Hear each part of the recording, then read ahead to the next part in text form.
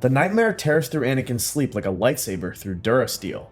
Padme's screams echo through the darkness, her face contorted in agony as life drains from her eyes during childbirth. The medical droids hover uselessly while her voice grows weaker, calling his name one final time before silence claims her forever.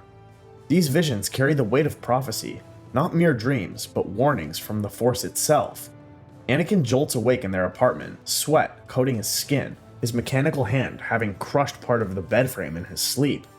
The servos whine as he flexes the prosthetic fingers, a reminder of how violence has already marked him. Beside him, Padme stirs, her hand instinctively moving to her swollen belly where their unborn child rests. The Coruscant skyline glitters through the windows, countless speeders weaving between the towers like fireflies in the pre-dawn darkness. 3 years of deception have led to this moment. Another nightmare? I have to tell them. The Council, Obi-Wan, everyone. Tell who? Anakin, what are you? The weight of his secrets, the lies he tells daily to the Order, to Obi-Wan, they press down on him like the gravity of a collapsed star. His mother died because he ignored his visions, arrived too late to save her from the Tusken Raiders. This failure carved scars deeper than any lightsaber wound. But this time, something fundamental shifts within him. The path of deception leads only to darkness. He can feel it in the Force like the pull of a black hole. Truth, however terrifying, offers the only escape from the fate he's witnessed. Within the hour, he stands before Obi-Wan's quarters, knowing that this confession will change everything. The Force itself seems to hold its breath as he raises his hand to the door chime, preparing to shatter 3 years of carefully maintained illusion. The corridors of the Jedi Temple remain quiet at this pre-dawn hour, only the distant hum of meditation chambers break the silence. When the door slides open, Obi-Wan appears, already dressed in his cream-colored robes, as if he sensed his former Padawan's approach through the Force. Or perhaps he simply never sleeps properly during wartime. The weariness of 3 years of conflict shows in the lines around his eyes, yet concern immediately replaces fatigue when he sees Anakin's expression. The confession pours out like water breaking through a dam. Every hidden moment, every secret meeting, every lie told to maintain the facade. The wedding on Naboo after Geonosis, witnessed only by droids, the stolen moments between battles, the constant fear of discovery, and now the pregnancy that could no longer be hidden and the nightmares that promised death. Anakin expects anger, disappointment, perhaps even immediate expulsion from the Order. He prepares himself for Obi-Wan's legendary sarcasm, for cutting remarks about his recklessness. You fool, you spectacular reckless fool. The code! Did you really think you could carry this burden alone? We'll go to the Council together, today. Instead of condemnation, Obi-Wan offers understanding. His own experiences with Duchess Satine, never acted upon but deeply felt, have taught him the pain of impossible love. He recognizes the torment in Anakin's eyes, the same struggle between duty and heart that once nearly broke him. The code has guided them for 1,000 generations, but perhaps it has also blinded them to certain truths about the human, or in Anakin's case, the all-too-human, heart. Together, they prepare to face the Council, master and apprentice, united in truth as they haven't been in years. The dawn light creeps through the temple windows, illuminating their path to the Council chambers where 12 masters await, unknowing that their ancient traditions are about to be challenged. Before we move on, I'd like to ask you a small favor. If you're enjoying this content so far, please take a second to like this video and subscribe to the channel. Over 98% of you watch these videos without subscribing. Imagine what we could accomplish if everyone subscribed. We thank you all for your continued support. The Council chamber feels different this morning, charged with an energy that makes the very air seem thicker. Master Yoda's ears twitch as they enter, his ancient eyes already reading the disturbance in the Force like ripples across still water. Mace Windu's hand instinctively moves toward his lightsaber, sensing danger in Anakin's emotional state, a tempest barely contained. The other masters, both present and appearing via hologram from distant battlefronts, turn their attention to this unexpected interruption of their Dawn War Council. Obi-Wan's introduction requests open minds and remembrance that courage to speak truth deserves respect, not condemnation. His words carry weight. He who never breaks protocol now asks them to bend their rigid traditions. The revelation lands like a thermal detonator in their midst. 3 years of deception, a secret marriage to a prominent senator, and now a pregnancy that could complicate the Republic's political landscape even further. Ki-Adi-Mundi's eyes widen in disbelief, his serene brain processing the implications at remarkable speed. Plo Koon leans forward, his masked face unreadable, but his presence in the Force radiating curiosity rather than anger. 3 years? You've hidden this for 3 years? I loved her from the moment I met her on Tatooine, and now she carries my child. Perhaps we've confused attachment with love itself. Even Yoda's expression shifts through surprise, contemplation, and something that might be understanding, or regret for the Order's blindness. The debate rages for hours, examining ancient texts from before the Rusian Reformation, when Jedi families were not uncommon. Some masters argue for tradition, others for evolution. Kit Fisto actually chuckles about Anakin's notorious temple escapes, bringing unexpected levity to the moment. Finally, as the sun reaches its zenith over Coruscant's endless cityscape, Yoda strikes his gimmer stick against the chamber floor with decisive authority. The Order will not expel their chosen one, but conditions must be met. Protection for Senator Amidala, continued secrecy until war's end, and the child raised with Jedi guidance but not separated from its parents. A new path, dangerous but perhaps necessary. Across the sprawling city, in the red-draped office of the Supreme Chancellor, Palpatine feels the shift through the Force like a sudden change in air pressure before a storm. The boy, his carefully cultivated apprentice, groomed for 3 years with paternal affection and subtle manipulation, slips from his grasp like sand through fingers. Every meeting, every piece of advice, every gentle push toward the dark side, all unraveling in a single moment of honesty. The web of manipulation, so carefully woven through war and suffering, begins to tear at its most crucial thread. The Sith Lord's fingers dance across a hidden console beneath his desk, accessing systems installed over decades of patient preparation. General Grievous receives new orders to accelerate his campaign in the Outer Rim. The Kaminoan cloners receive subtle adjustments to training protocols. Most importantly, the contingency orders embedded in every clone trooper's inhibitor chip receive updated authorization codes. If subtlety has failed, then overwhelming force remains. The rule of 2 has survived 1,000 years through patience, but patience has its limits. No matter. If I cannot turn the Chosen One, then I shall destroy him. They will learn too late that their compassion has sealed their doom. His plans accelerate by months, perhaps years, but the Sith have always thrived on improvisation within structure. If Anakin cannot be turned through his fear for Padme, then perhaps the Order's destruction will drive him to darkness through grief and rage. Or perhaps the Chosen One will simply die alongside his precious Jedi, proving that prophecies are merely the Force's cruel jokes. Either outcome serves the grand design that began with Darth Bane, the complete annihilation of the Jedi Order and the rise of a Sith Empire. Through his window, the Senate building gleams in the afternoon sun, unaware that within its halls, democracy's executioner sharpens his blade. The pieces move across the Dejeric board of galactic politics, and Palpatine has played this game far longer than any of his opponents realize. The investigation into Palpatine proceeds with agonizing care, each piece of evidence gathered like drops of water slowly filling a reservoir. Master Shaak Ti, reviewing clone training protocols on Kamino, discovers behavioral modifications that make no tactical sense, subtle commands that prioritize targeting Jedi over enemy combatants in certain scenarios. Her Togruta instincts, honed for detecting predators, screamed warnings about these hidden subroutines. Meanwhile, Plo Koon uncovers Senate financial records indicating massive funds diverted to unknown projects in the Outer Rim, hidden beneath layers of bureaucratic obfuscation that would make even the banking clan jealous. Back at the temple, Anakin contacts his former Padawan through secure channels that bypass official Republic communications. Ahsoka Tano, though no longer a Jedi after the Order failed her during her trial, maintains her loyalty to those who truly matter.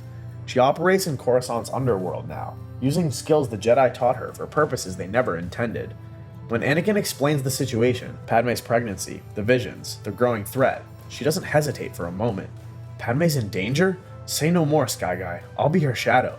Ahsoka, you don't have to. What are friends for? Besides, someone needs to make sure you don't do anything stupider than secret marriage. The former Padawan arrives within days, using underground routes and criminal contacts to move unseen through the Republic's heart. She takes position as one of Padme's new aides, her appearance altered just enough to avoid recognition by those who might remember the former Commander Tano. Her lightsabers remain hidden but close, insurance against dangers that grow closer each day. The Force whispers warnings that even the temple's walls may not provide sanctuary much longer. As evidence against Palpatine mounts, encrypted communications with separatist leaders, suspicious deaths of political opponents, the systematic elimination of rivals, the Jedi realize they face not just a Sith Lord, but one who has spent decades embedding himself into the Republic's very foundations. Every institution they might turn to for help could be compromised. The trap has been closing around them for years. Only now do they begin to see the bars. The confrontation comes sooner than expected. forced by Palpatine's recognition that his carefully laid plan crumbles with each passing day. He summons Anakin to his office under the pretense of discussing the Outer Rim sieges, but both men know this meeting carries far greater weight. The Chancellor's office feels colder despite the warm red tones, shadows seeming to move independently in the corners where statues from Naboo stand like silent witnesses. Anakin enters with a concealed recording device Obi-Wan provided, its small weight a reminder that he no longer walks alone in darkness. Palpatine's demeanor shifts between grandfatherly concern and something sharper, testing Anakin's defenses like a duelist seeking an opening. He speaks of the Council's discovery with false sympathy, weaving half-truths about Jedi history, how they've always taken children from families, how attachment has been their greatest fear. His words carry the hypnotic quality of Sith manipulation, but Anakin's confession to the Council has freed him from the chains of deception that made him vulnerable to such influence. The power over life and death itself. My master, Darth Plagueis, discovered these secrets. What powers could save Padme? I killed him once I learned his secrets. It is the way of the Sith. The admission hangs in the air like an activated thermal detonator, counting down to inevitable explosion. For a moment, both men stand frozen. Palpatine perhaps surprised by his own candor, Anakin genuinely shocked despite his suspicions. The Sith Lord's expression transforms from grandfatherly to predatory in an instant, years of practiced warmth falling away like a discarded mask. The recording device has captured everything, the confession that will damn him before the Senate and the galaxy. But Palpatine has survived too long to be undone by mere words. His crimson blade erupts from his sleeve with viper-like speed, the office instantly becoming an arena. Anakin's blue blade meets it with a crash that shakes the windows, his emergency beacon already triggered. Within moments, the prepared strike team will converge, but moments in lightsaber combat can feel like hours. The duel erupts with devastating intensity as master and potential apprentice test each other with lethal intent. Palpatine's mastery of all 7 lightsaber forms creates a whirlwind of crimson death, shifting seamlessly between styles like water changing shape.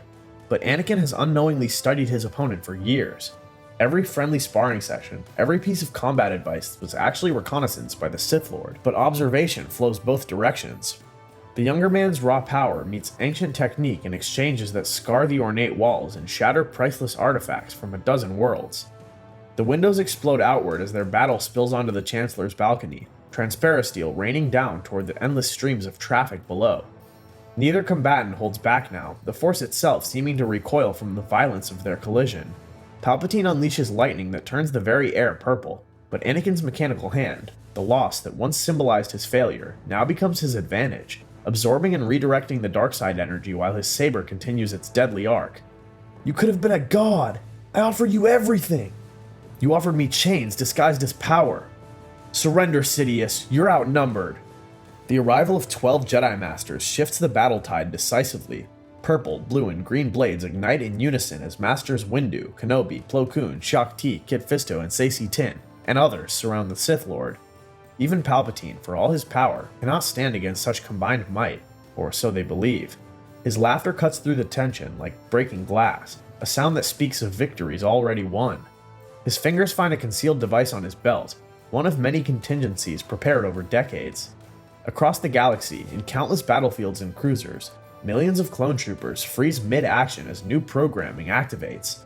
Order 66 has begun prematurely, but effectively, Palpatine's pre-recorded voice echoing in every helmet, commanding the execution of all Jedi as traitors to the Republic. The trap springs closed, but its jaws catch both predator and prey. Across the galaxy, the Force screams in anguish as brother turns against brother in an instant. On Utapau, Master Obi-Wan feels the shift a heartbeat before Commander Cody raises his blaster, the warning from Shaak Ti's earlier message giving him the split second needed to raise his lightsaber in defense. On Kashyyyk, Yoda's incredible reflexes combine with foreknowledge to save him from the opening salvo, his small form disappearing into the Rosher trees as his former allies pursue. On countless worlds, some Jedi fall to trusted soldiers, while others, warned by encrypted transmissions, fight back with desperate fury. In the Chancellor's office, the strike team faces an impossible choice: pursue Palpatine, who uses the chaos to escape through a hidden passage revealed by explosive charges, or race to save their fellow Jedi across the galaxy. The decision tears at them, but duty wins over vengeance. They scatter to the stars, each master racing to systems where their brothers and sisters fight for survival. Anakin and Obi-Wan alone pursue the Sith Lord through his secret escape route, following the dark side's twisted signature through maintenance tunnels that honeycomb Coruscant's depths. Save who you can, we'll handle Palpatine. Together, one last time, my young friend. May the Force be with you both. Meanwhile, in the Senate District, Padme receives an encrypted message from Ahsoka that carries the weight of galactic fate. The evidence of inhibitor chips, painstakingly gathered by the Jedi investigation, needs to reach the Senate before Palpatine can consolidate power. If the political body can be turned against him, if democracy can strike back before the trap fully closes, his empire can be stillborn. Racing through corridors with Ahsoka as her shadow, Padme coordinates with Bail Organa and Mon Mothma through secure channels. The Senate pod systems activate as emergency sessions are called, senators streaming in unaware that they're about to witness the Republic's most crucial moment. Some flee when they understand what's happening, others call for security, but enough remain, those with courage, those who remember what the Republic should be, to form the quorum needed for action. The Senate erupts in chaos as Padme, flanked by the delegation of 2000's bravest members, presents evidence that shakes the very foundations of the Republic. Holographic recordings of Palpatine's Sith confession play across massive displays, his own words damning him before thousands of witnesses. The inhibitor chip specifications scroll past, technical readouts that prove the systematic enslavement of the Grand Army. Bail Organa and Mon Mothma coordinate the presentation with military precision, having prepared for this possibility even while hoping it would never come. Some senators flee immediately, whether from loyalty to Palpatine or simple cowardice. Others demand more proof, unable to accept that their beloved Chancellor could be the monster behind the war. But enough remain, those who've suspected, those who've seen their democracy slowly strangled, those who refuse to let fear rule them, to push forward with a vote of no confidence. The political machinery that Palpatine spent decades corrupting turns against him, democracy's last gasp before tyranny's triumph. We stand at the precipice of darkness, but we still have the power to choose light. The evidence is undeniable. We must act now or the Republic dies today. All in favor of immediate removal of Chancellor Palpatine from office? The vote passes by a narrow margin, those loyal to democracy barely outnumbering those paralyzed by fear or corrupted by promises of power. Across Coruscant, security forces receive conflicting orders, some from Palpatine's loyalists, others from the legitimate Senate authority. The planet descends into confusion as the power structure built over decades collapses in hours. In this chaos, Ahsoka keeps Padme safe, her lightsabers deflecting blaster bolts from clone troopers still following Order 66's programming. They retreat to secured locations while the battle for Coruscant's soul rages in its corridors and chambers. The Republic hasn't fallen, but it bleeds from 1,000 wounds, its survival measured in moments rather than certainties. In the bowels of Coruscant, Anakin and Obi-Wan pursue Palpatine through passages that shouldn't exist, ancient tunnels that predate the Republic itself. The chase leads them to an impossible revelation, a Sith shrine hidden directly beneath the Jedi Temple, a cancer that's been feeding on their light for 1,000 years. The dark-side nexus amplifies Palpatine's power to terrifying levels, shadows moving like living things, whispers of long-dead Sith Lords echoing from the walls adorned with hieroglyphs that hurt to perceive. Palpatine stands among artifacts of unimaginable darkness, Sith holocrons, alchemical devices, weapons that killed Jedi during wars forgotten by history. His face, half melted from reflected force lightning during the earlier battle, appears even more monstrous in the shrine's red glow. Here, in this place of concentrated evil, he wields power that dwarfs what he showed in his office. Every shadow becomes a weapon, every whisper an attack on their minds. How ironic. The Chosen One becomes the catalyst for the Jedi's evolution. You know what the difference is between us? I'm not alone. And we never will be again. The final duel erupts with apocalyptic fury, master and apprentice fighting as one, their partnership refined over years of war now turned toward this ultimate test. Obi-Wan's defensive mastery complements Anakin's aggressive power, creating a combat form that neither could achieve alone. They are more than the sum of their parts. They are what the Jedi should always have been, united not by rigid doctrine, but by trust and genuine affection. Palpatine's attacks grow more desperate, calling on powers that crack the very foundations of the shrine. But in his rage, he overextends. Obi-Wan's blade finds an opening, scarring the Sith Lord's side with a wound that burns with light side energy. Wounded, outmaneuvered, but far from defeated, Palpatine unleashes a force storm that brings the entire shrine crashing down, using the chaos to vanish into Coruscant's endless underworld. The Sith Lord escapes, but not victorious. Wounded, exposed, his empire stillborn. Days later, in a medical facility on Polis Massa, the galaxy holds its breath for a different reason. Padme gives birth, not in death and despair, but surrounded by those who love her. The sterile white rooms pulse with warmth as Anakin holds her hand, his presence in the Force a beacon of love rather than the storm of fear it might have been. Medical droids hover efficiently while Jedi healers work alongside them, ensuring both mother and children remain strong. Luke and Leia enter the galaxy with powerful cries, their combined presence in the Force like twin suns rising over a new dawn. Obi-Wan stands as witness, his face showing relief and joy rather than the grief another timeline would have brought. Yoda arrives from Kashyyyk, having evaded Order 66 with minimal losses among the Wookiee allied forces. Even Mace Windu, his severe demeanor softened by recent events, acknowledges the significance of this moment. These children represent not just new life, but a new way forward for an order that nearly destroyed itself through rigid adherence to outdated doctrine. A new path begun it has. Through attachment, strength you have found. These children, raised with both parents and Jedi guidance, perhaps they represent what we should have been. The clones are getting their chips removed. Rex is helping identify loyal battalions. Organa is interim chancellor. The medical facility becomes a gathering point for surviving Jedi, a beacon of hope in a galaxy still reeling from betrayal. Reports filter in from across the stars. Some Jedi have fallen, but many survive thanks to the warnings. The Clone Wars continue, but now both sides lack their secret manipulator. The Separatists fragment without Sidious' coordination, while the Republic struggles to maintain cohesion without Palpatine's iron grip. In this chaos lies opportunity for genuine peace, negotiated rather than enforced. The future unfolds with uncertain but hopeful possibilities. Luke and Leia will know both parents, will understand love and attachment as strengths rather than weaknesses. They will learn the Force in an order that evolves, that admits its mistakes and grows from them. The Jedi Order does not fall, but it transforms into something unrecognizable to those who came before. Hidden temples become refugee points for survivors, their locations shared through encrypted networks that span the galaxy. The rigid code adapts through necessity and wisdom, acknowledging that attachment without possession, love without jealousy, can strengthen rather than corrupt. Anakin becomes the first openly married Jedi Knight in 1,000 years. Controversial, certainly, but living proof that the Order's oldest fears were misplaced. Across the galaxy, the hunt for Palpatine continues with patient determination. He lurks in unknown regions, gathering forces among those who still believe in the Sith vision of order through oppression. His scarred face has become a symbol of failure rather than power, his empire a dream that died before birth. Yet he remains dangerous, perhaps more so in defeat than he ever was in victory. For now he has nothing left to lose. The Republic rebuilds under Bail Organa's steady leadership, democracy wounded but not dead. The Senate passes reforms that would have been impossible under Palpatine's influence. Oversight of the Jedi, limits on executive power, protections for systems that might otherwise secede. We were so afraid of the dark that we forgot to nurture the light. But now we know better. Now we can be better. Wrong we were, so certain of righteousness. Humility, young Skywalker has taught us. As Luke and Leia sleep peacefully in their parents' arms, the Force sings with new possibilities. Not the desperate hope of rebellion against tyranny, but the steady strength of evolution and growth.